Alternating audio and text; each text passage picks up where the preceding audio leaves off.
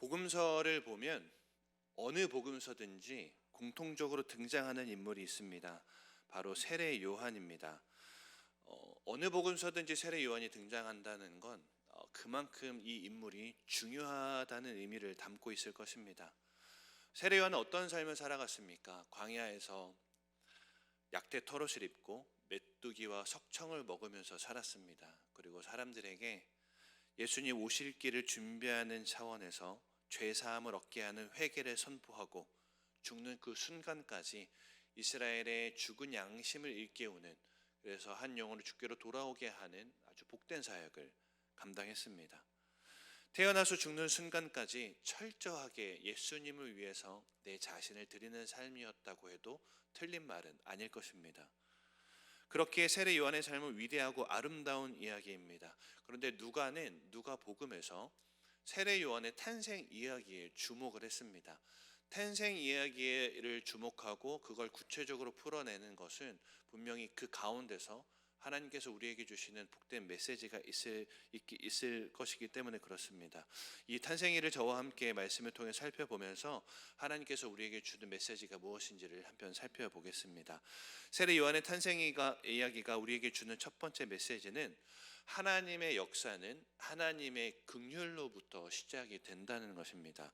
누가복음의 저자는 세례 요한이 어머니 엘리사벳에 대하여 이렇게 소개합니다. 우리 누가복음 1장 6절과 7절 말씀을 함께 읽어보겠습니다. 시작.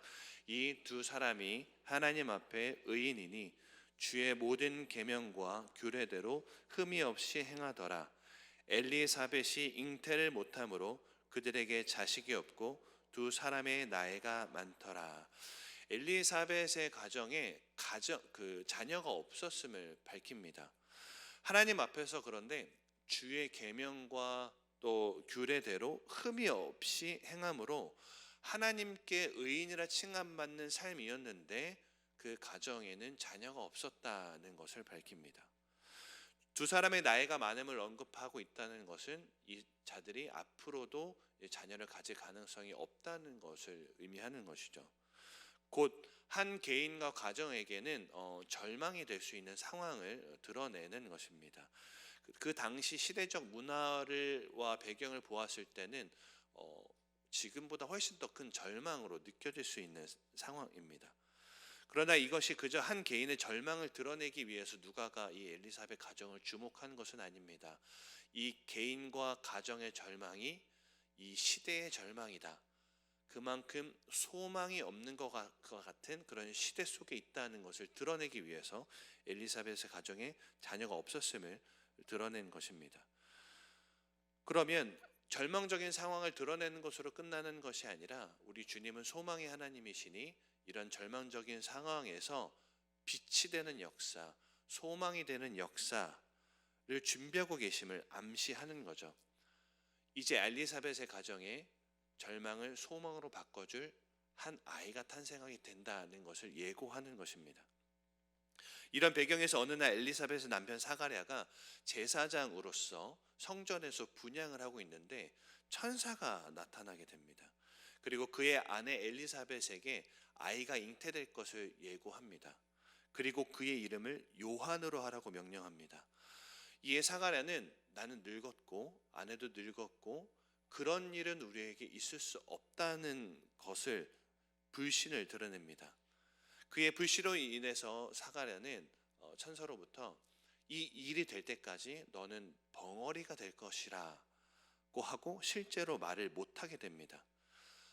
그런데 정말 천사가 예고한 대로 엘리사벳은 세례 요한을 탄생하게 됩니다. 낳게 됩니다. 이에 대하여 성경은 이렇게 기록합니다. 우리 본문 58절 말씀을 다시 한번 함께 읽어보겠습니다. 시작. 이웃과 친족이 주께서 그를 크게 긍휼히 여기심을 듣고 함께 즐거워하더라. 누가는 세례 요한의 탄생이 앞서 언급했던 대로 엘리사벳과 사가랴가 규례대로 계명대로 흠없이 행해서 그런 것이 아니고 엘리사벳과 사가랴에게 자녀가 생긴 건 하나님의 긍휼하심 때문이었음을 깨닫게 된 것입니다. 세례 요한의 탄생은 하나님께서 엘리사벳과 사가랴와 그 가정을 긍휼히 여기셨기 때문에 가능했음을 밝힙니다. 세례 요한의 탄생의 근원은 하나님의 긍휼하심인 거죠. 예수님이 오실 길을 준비했던 세례 요한의 탄생이 하나님 나라의 역사임을 누구도 부인할 수가 없습니다. 그러한 세례 요한의 탄생, 하나님 나라의 역사의 근원은 긍휼이다. 누가는 분명하게 밝히고 있는 것입니다. 다시 말해 하나님께서 우리를 불쌍히 여기시는 것에서부터 하나님 나라의 역사가 시작된다는 거죠. 거기서부터 하나님 나라의 역사가 뻗어나간다는 겁니다.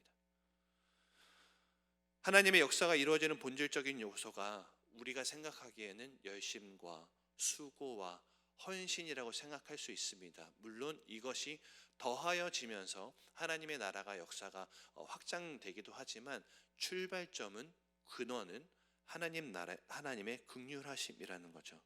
노아의 시대에 하나님께서 죄로 물든 인류를 다 쓸어버리겠다고 작정하실 때 노아를 그의 가정을 구원해 내신 건 하나님의 긍휼하심이었습니다. 긍휼을 베푸심으로 노아와 그의 가정을 구원해 내신 거죠.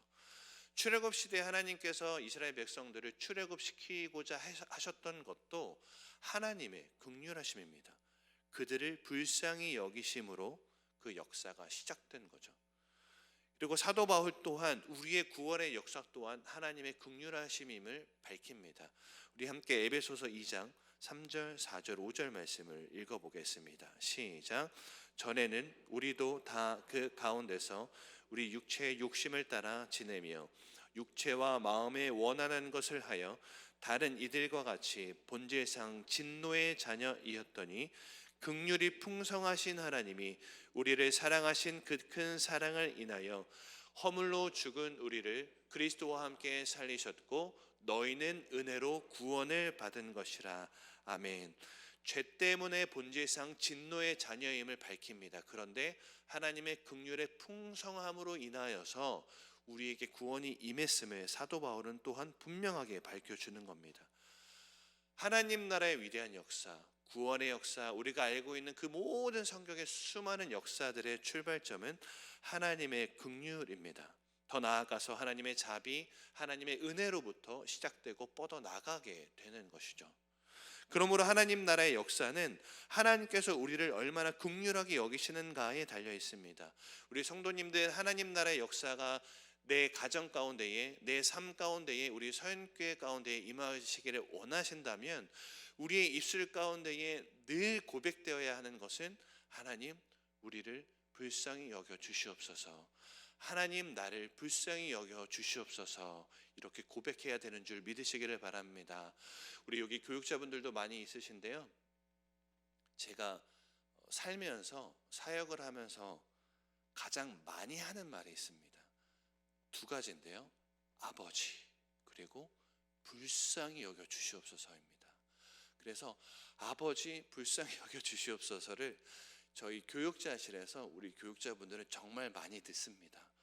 그 이유는 불쌍히 여겨 주실 때 하나님 나라의 역사가 임한다는 것을 아니까 저도 모르게 입바르처럼 사실은 한숨이었던 어렸을 때 그 시절이 있었고 뭐 좀 부족했을 때에 좀 짜증난다라든지 뭐 그러한 부정적인 언어가 제 입술에 있어서 이걸 좀 변화시키자 해서 그 다음부터는 하나님 나라의 역사는 긍휼로부터 시작되지 이 모든 부정적인 언어를 바꾸자 해서 그때부터 아버지 불쌍히 여겨 주시옵소서 이 고백을 하게 된 것이죠. 그때부터 하나님께서는 저를 통해서 놀라운 역사를 이뤄 가신 줄 믿으시기를 바랍니다. 우리 성도님들, 하나님 나라의 역사의 출발점과 뻗어나가는 통로는 긍휼임을 기억함으로 말미암아 저와 여러분의 입술 가운데에 하나님 불쌍히 여겨 주시옵소서 고백하는 복된 삶이 되시기를 주님의 이름으로 간절히 축원드리겠습니다. 이렇게 엘리사벳과 사가랴를 우리 주님께서 긍휼히 여기심으로 세례 요한이 탄생을 했는데요. 세례 요한의 탄생을 이웃과 친족이 함께 즐거워합니다. 그 후 한 가지 사건을 기록을 합니다. 이스라엘에는 아기가 난 지 8일이 되면 할례식을 행하는 전통이 있었습니다. 이 전통에 따라 할례식을 행하는데 그 예식에 참석한 사람들은 아들의 이름을 아버지의 이름을 따서 짓는 그 당시의 풍습에 따라서 그 세례 요한의 이름을 원래는 사가랴로 부르고자 했습니다. 그런데 엘리사벳이 아니다, 나는 요한이라 할 것이라고 합니다. 친족들은 집안에 없는 이름이고 그 당시의 풍습을 거스르는 것이기 때문에 의아해 하고 있는데, 한편 이때까지 말을 못하고 있던 사가랴에게도 우리 아들의 이름을 뭘로 할까 하니까 말을 못하고 있는 상태니까요, 설판을 달라 해서 이름을 쓰는데 사가랴도 요한이라고 기록을 하는 것입니다. 그러니까 서로 짠 것도 아닌데 엘리사벳과 사가랴가 같이 요한이라고 이름하는 것을 목격하게 된 겁니다. 신비의 역사인 거죠. 부모님이 아들의 이름을 서로 짠 것도 아닌데 요한이라고 이름하는 것을 보게 된 다음에 63절에 이 역사에 대해서 이렇게 선언합니다. 우리 누가복음 1장 63절 말씀을 함께 읽어보겠습니다. 시작. 그가 서판을 달라 하여 그 이름을 요한이라 쓰매 다 놀랍게 여기더라. 함께한 이들이 놀라워합니다. 아까 세례 요한의 탄생을 모든 친족과 이웃들이 즐거워했다고 말씀을 드렸습니다. 세례 요한의 탄생을 즐거워하고 요한의 이름을 짓는 과정에서 모두가 놀라워하는 역사가 일어난 것이죠. 그리고 65절을 보면 그 근처에 사는 자들이 하나님의 긍휼하심으로 세례 요한이 탄생했다, 이름을 똑같이 요한이라고 지었다라는 그 이야기를 듣고 두려워합니다. 이것은 벌벌 떠는 두려움이 아니라 경외감을 말하는 것이죠. 모든 사람들이 그 역사를 보고 경외감을 느낀 것입니다. 그리고 온 유대 산골에 이 이야기들이 두루 퍼집니다.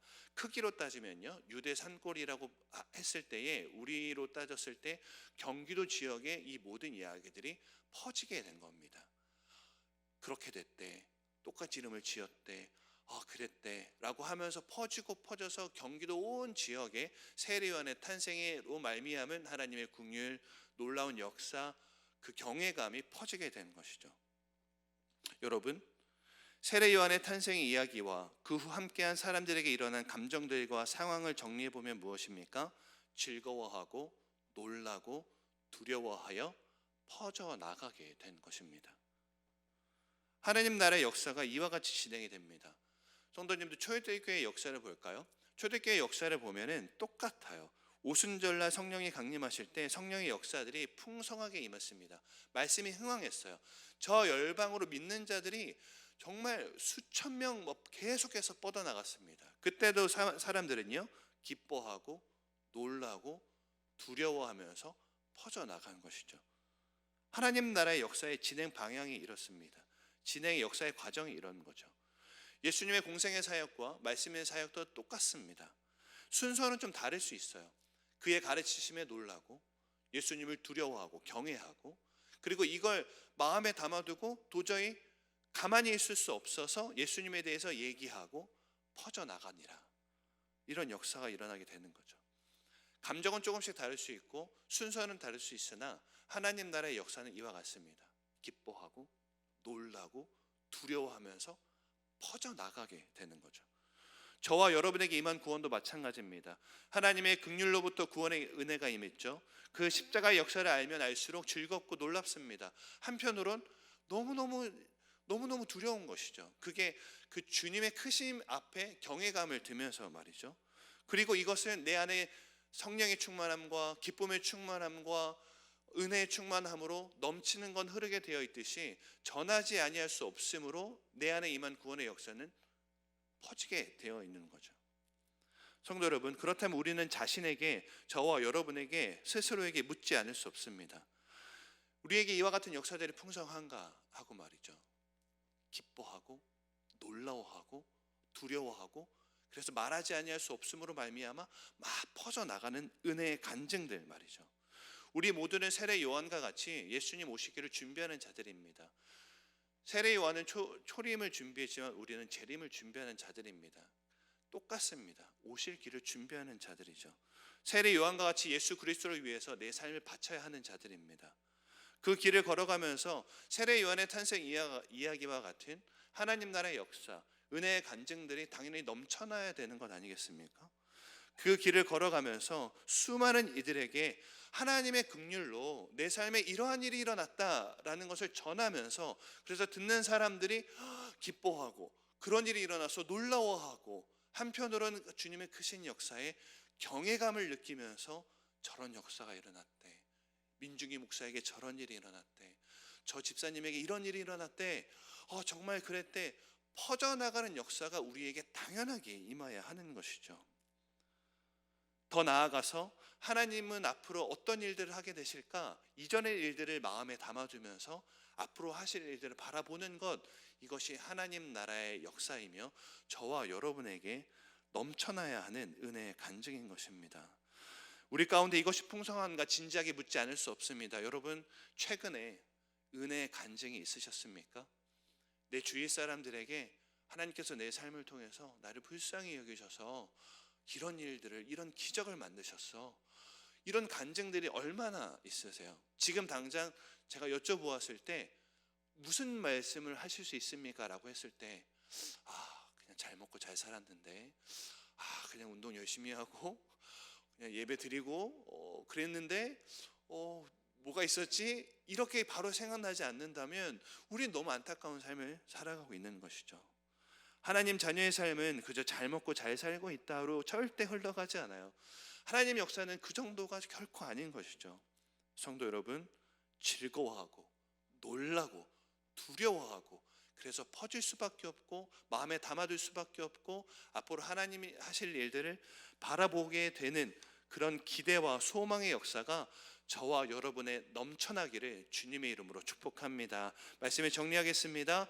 하나님 나라의 역사는 하나님의 긍휼로부터 시작합니다. 우리 입술 가운데에 주님 저를 불쌍히 여겨 주시옵소서 고백해야 할 것입니다. 그 가운데에 이 마포 지역에, 아니 저 서울 지역에, 아니요 저 열방 가운데에 기뻐하고 놀라워하고 경외하며 퍼져나가는 은혜의 간증이 있게 되기를 주님의 이름으로 간절히 축원드리겠습니다.